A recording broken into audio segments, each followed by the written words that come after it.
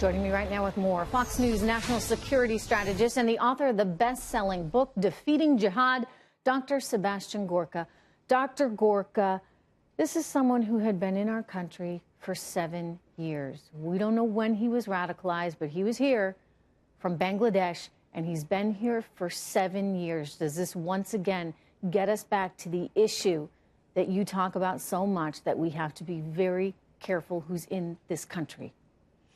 Absolutely, Trish. This is why one of the president's very first executive orders was the travel moratorium that has just been upheld by the Supreme Court.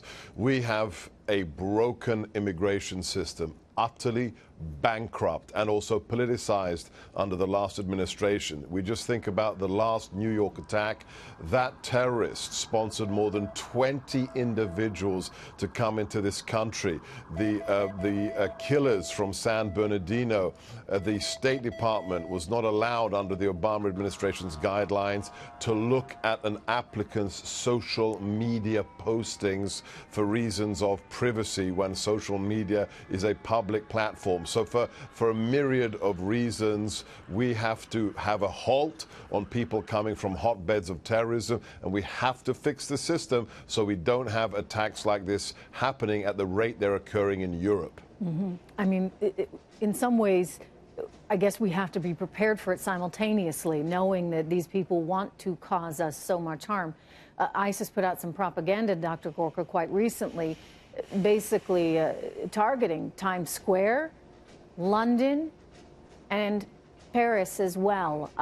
All places that they hate because of the freedom we have here.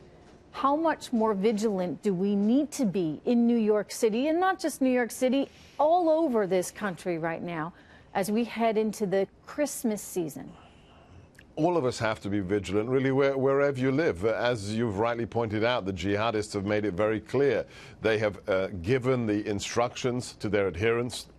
The pressure cooker bomb, the details for how to make that, the Boston bombing bomb, was in an al-Qaeda manual. It's out there. They've told their jihadists, go to areas where there are high concentrations of unarmed civilians. A metro station is exactly that. A bicycle path, a Christmas fair. Everybody needs to stop staring at their phones as they're walking down the road and be aware of their surroundings. See something, say something isn't just a catchy bromide. It's not an empty phrase. It can save lives. I grew up in the UK in the 70s and 80s when the IRA was at its deadliest.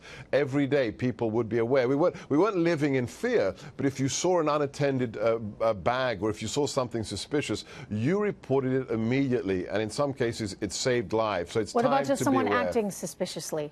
Yeah, absolutely. If it's, you know, if it's 90 degrees out there and somebody's walking around in a big parka, it's suspicious. Very important to understand when it comes to these kinds of attacks, somebody doesn't wake up one morning and decide to kill people the next day. They surveil. They collect intelligence. We know this with every significant attack.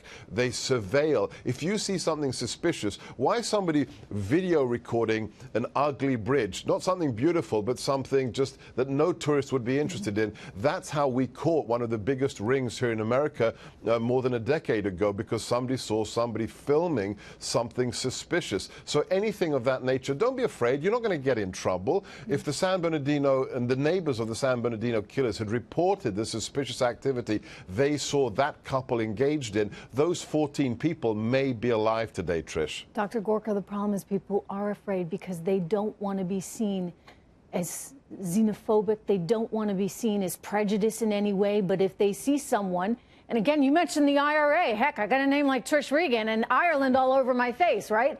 In other words, if it's the IRA you're worried about, you know, you may not worry about Sebastian Gorka. You may be more concerned with Trish Regan. And when we're talking about members of ISIS that are trying to attack us, there's a reality here that, you know, I know a lot of people don't want to admit, but it is there.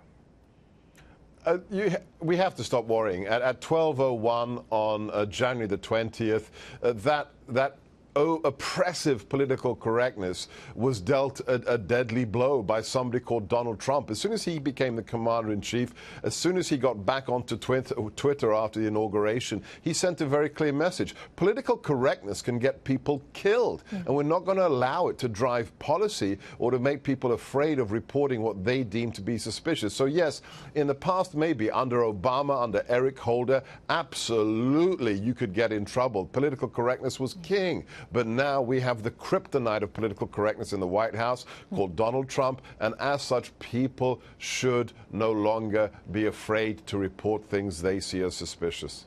Dr. Gorka, thank you very much. Good to see you. Thank you, Trish.